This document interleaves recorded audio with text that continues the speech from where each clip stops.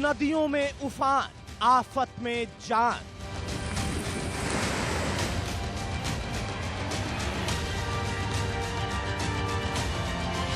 बिहार में बह गया बांध, पानी से निकला तबाही का तूफान।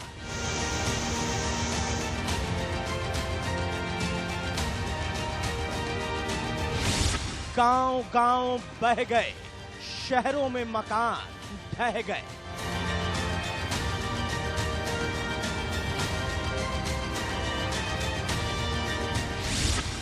बारिश में बाइक बही, सड़कों पर नाव चली।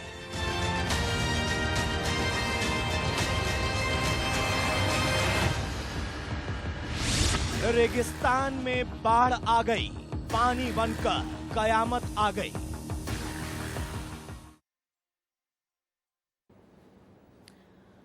आप देख रहे हैं इंडिया न्यूज, आपके साथ मैं हूं रचना बंसल। बाढ़ और बारिश से आधा हिंदुस्तान इसी तरीके से तबाही झेल रहा है। आपको 10 तस्वीरें दिखा देते हैं जिससे आप अंदाजा लगा पाएंगे बाढ़ से सबसे ज्यादा बुरा हाल कौन कौन सी जगहों का है।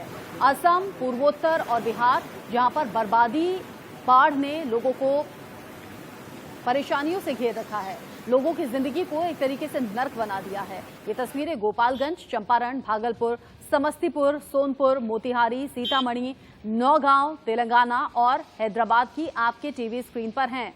इन तस्वीरों को देखकर आप समझ पा रहे होंगे कि ये जो पानी सैलाब बनकर बह रहा है, अपने साथ तबाही का मंजर लेकर आ रहा है, अपने साथ सब कुछ बहा ले जा रहा है। इसमें न जाने कितनी जिंदगियां मौत के मुंह में समा चुकी हैं, कितने लोगों के घर बार डूब चुके हैं, कितने लोगों के घर बह गए हैं। ऐसे में लोगों का जीना मुश्किल हो गया है। सैलाब, कुदरत की मार अगर किसी राज्य पर सबसे ज्यादा पड़ी है तो वो है बिहार, जो एक तरफ कोरोना की महामारी से जूझ रहा है तो वहीं दूसरी तरफ बाढ़ ने पूरे बिहार को बेहाल कर दिया है। बिहार में बाढ़ से हाहाकार मचा हुआ है। आधा बिहार बाढ़ से बेहाल हो चुका है। नदियां अपने उफान पर हैं। दर्जन भर से ज्यादा जिलों में कुदरत का कहर जारी है, लेकिन प्रशासन अभी भी चैन और सुकून की नींद में सोया हुआ है।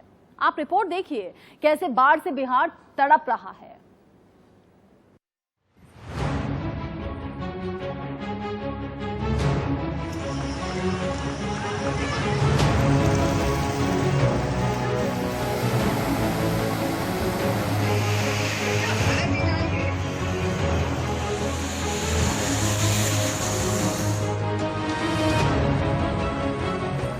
जहां देखो पानी ही पानी,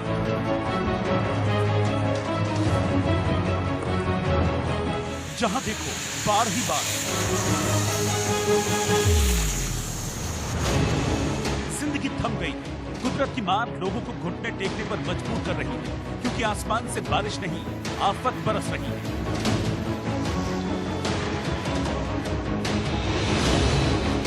बारिश के मौसम पर कुदरत की मार अगर किसी राज्य पर सबसे ज्यादा पड़ी है तो वो बिहार है। एक तरफ कोरोना की महामारी से जूझ रहा है, वहीं दूसरी तरफ बाढ़ ने पूरे बिहार को बेहाल कर दिया है।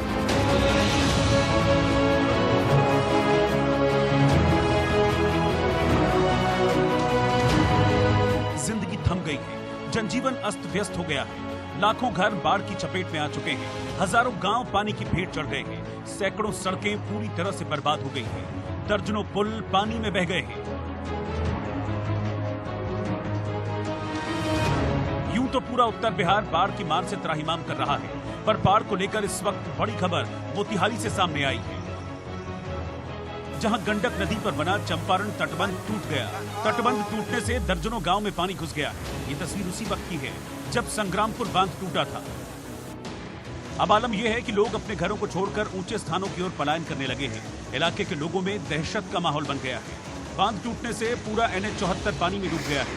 प्रशासनिक अधिकारी घटनास्थल पर पहुंचकर लोगों को सुरक्षित जगह पहुंचाने का काम कर रहे हैं, लेकिन इन्हीं प्रशासनिक अधिकारियों पर कई सवाल भी खड़े हो रहे हैं, क्योंकि बांध की मरम्मत के समय जिले के सभी अधिकारी इसका मुआयना करने आए थे। ऐसे में सवाल उठता है कि मुआयना करते वक्त क्या अधिकारियों को इसमें खामियां नजर नहीं आई? अगर आई तो उन्हें नजरअंदाज क्यों किया गया? क्योंकि बांध में अभी भी कई जगह रिसाव हो रहा है, जिससे किसी भी वक्त बड़ा हादसा हो सकता है। इसमें प्रशासन के लोग की लापरवाही है, जिसकी वजह से बांध टूटा है। अभी 2 महीना पहले 2 महीना पहले इसका बांध का मरम्मत हुआ है। इससे एकदम सरासर लगता है कि प्रशासन के लोग कहीं ना कहीं चूक हुआ है, जिसके चलते बांध टूटा है। आपको कितने बजे मालूम चला? हमको 1 बजे रात में मालूम हुआ है और हमने अपने सारे गांव जवार के ही दोस्तों को बता दिया कि चंपारण तटबंध भवानीपुर के सामने टूट गया है, आप लोग सतर्क सावधान हो जाएं। उसी समय हम संग्रामपुर थाना प्रभारी को बताए हैं और इस चंपारण तटबंध के जो मुख्य अभियंता है उनको हमने फोन करके बताया। सवाल तो उठेंगे ही, क्योंकि मोतिहारी की तरह ही गोपालगंज में बाढ़ का तांडव जारी है, जहां बांध टूटने से हालात भयावह हो गए हैं। मांझा प्रखंड के पुरैनी, बरौली प्रखंड के देवापुर और बैकुंठपुर के पुरैना बांध टूटने से दर्जनों गांव बाढ़ की भेंट चढ़ गए हैं। बल्कि लगातार नदी का पानी नए गांव में प्रवेश कर रहा है, जिससे चारों तरफ हाहाकार मचा हुआ है।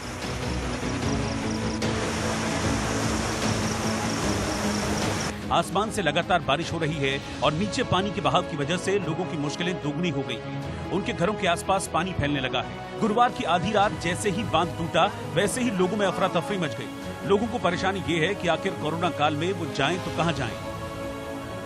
देखिए, हमने कल ही आशंका जताई थी, जिस समय देवापुर का छड़की टूटा, हमने जिला प्रशासन को कल ही अलर्ट कर दिया कि छड़की टूटने के बाद निश्चित रूप से यह तटबंध सारण मुख्य तटबंध देवापुर का टूटेगा। और आपके सामने यह बाढ़ का दृश्य दिखाई दे रहा है और अभी बच्चों को डूबने की खबर हमको मिली है। तुरंत हमने जिला पदाधिकारी से कहा है कि एनडीआरएफ की टीम शीघ्र इस गांव में भेजिए, सभी का रेस्क्यू कराइए।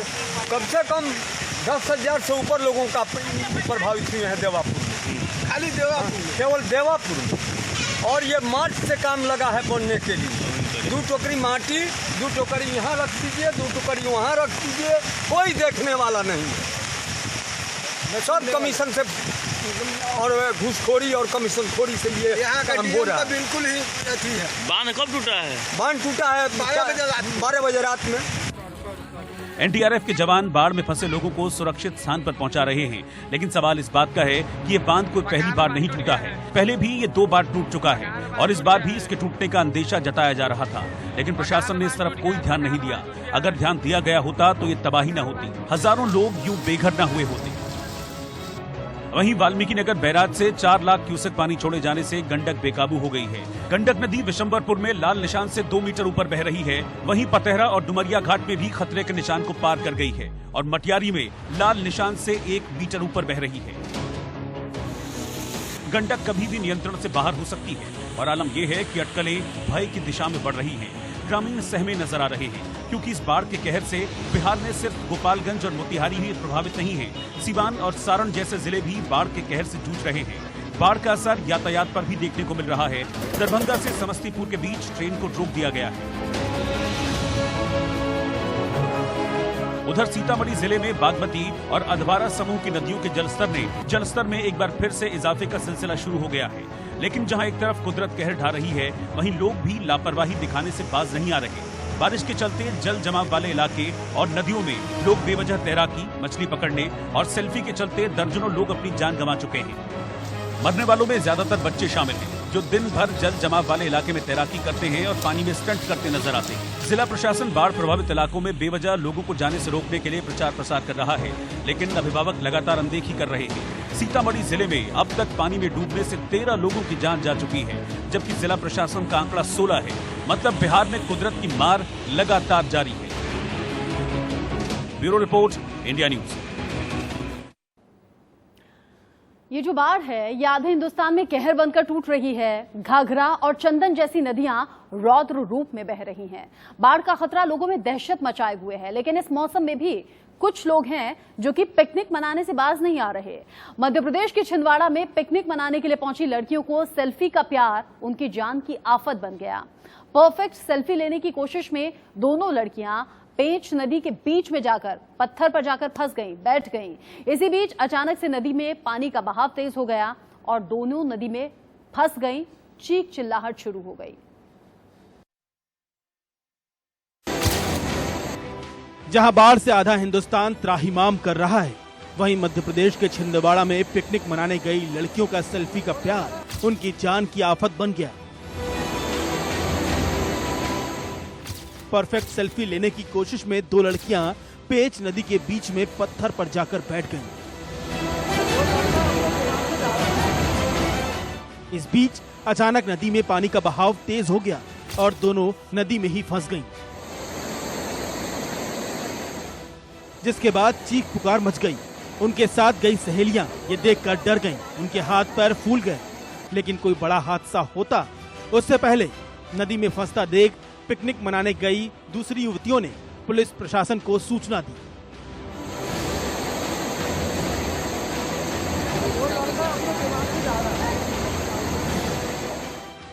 सूचना पाते ही मौके पर पुलिस पहुंच गई। साथ ही गांव के स्थानीय लोग भी पहुंच गए, जिन्होंने रेस्क्यू कर नदी से सकुशल युवतियों को बाहर निकाला।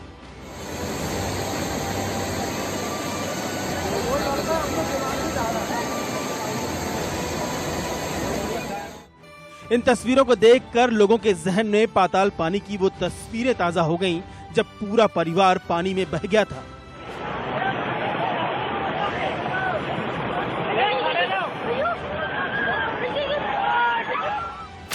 अगर इन लड़कियों ने वो तस्वीरें देखी होती तो सेल्फी के लिए अपनी जान जोखिम में न डालती।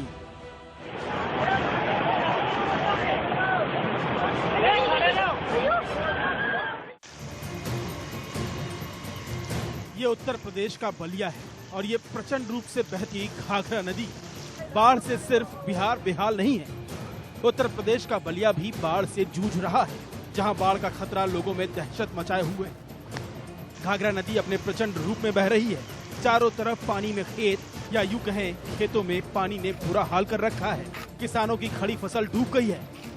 पशुओं को लेकर किसान एक गांव से दूसरे गांव भटकने पर मजबूर है। घाघरा नदी का जलस्तर लगातार बढ़ता जा रहा है, जिसको लेकर इलाकाई लोगों में दहशत है। क्या नाम है आपका? कौन सा गांव है ये? यहाँ पे क्या रोड कट गई है कोई? हाँ, रोड कट गई। कौन सी रोड है ये? खानपुर और छिन्नापुर के सरहद पे है। कब बनी थी ये रोड? रोड तो 3-4 साल पहले डामर हुई। तो ये पानी कहाँ से आ रहा है? पानी तो इधर गंडाही और तालाब जो है भैरमपुर होते हुए आता है। आपका घर और भी कहीं डूबा है पानी में? ये सामने के घर डूबा। तो इस समय कहाँ रह रहे हैं आप लोग? दूसरे के घर में रह रहे हैं। दूसरे के घर। उधर प्रशासन ये कहते हुए अपना पल्ला झाड़ चुका है कि किसानों को मुआवजा दे दिया जाएगा। गंगा नदी में अभी तो पिछले वर्ष एकाएक पानी आ गया था मध्य प्रदेश और अदर स्टेट से। इस बार कोई स्थिति नहीं है। सामान्य जल स्तर जो है जैसे नॉर्मली बरसात के दिन में बढ़ता है वैसे बढ़ रहा है और उस पर हम लोग सतत निगरानी रखे हुए हैं। परियोजना के काम भी नदी के स्तर में करते हुए हम लोग सुरक्षित लेवल पर पहुँच गए हैं। वर्तमान में अभी कोई कटाव के कहीं भी संकेत इन जगहों पर गंगा में नहीं है। पीड़ितों को पर्याप्त मुआवजा और व्यवस्था कराती है। हमारा कोई रिहायशी इलाका बाढ़ से ग्रस्त न हो, जान माल की हानि न हो, इसके लिए सरकार पूरी तैयारी के साथ, ये पहली बार ऐसा है कि माननीय मुख्यमंत्री जी के नेतृत्व में उत्तर प्रदेश में एनडीआरएफ की तर्ज पर एसडीआरएफ है और पूरी तरीके से आपने देखा कि पिछली बाढ़ों में माननीय मुख्यमंत्री जी तत्परता के साथ हर प्रभावित जनपद में गए और सारी पर्याप्त व्यवस्था लेकर भी गए। राशन वितरण जितना बाढ़ क्षेत्र में पिछली बार हुआ था, इतिहास में कभी ऐसा नहीं हुआ। तो संवेदनशील मुख्यमंत्री जी हैं, हर विषय का संज्ञान रखते हैं और पूरी तत्परता के साथ हर विषय पर कार्रवाई करते हैं। लेकिन सवाल ये है कि मुआवजे के मरहम से किसानों के नुकसान की भरपाई हो जाएगी। सवाल ये भी है कि वक्त रहते क्यों कोई ठोस इंतजाम नहीं किए जाते, क्योंकि बाढ़ तो यहाँ के किसानों की किस्मत बन गई जो हर साल आती है। आधे हिंदुस्तान में बाढ़ और बारिश के बाद तबाही के हालात हैं और चिंता वाली बात यह है कि मौसम विभाग कह रहा है अगले कुछ दिन ऐसे ही आफत आसमान से बरसती रहेगी।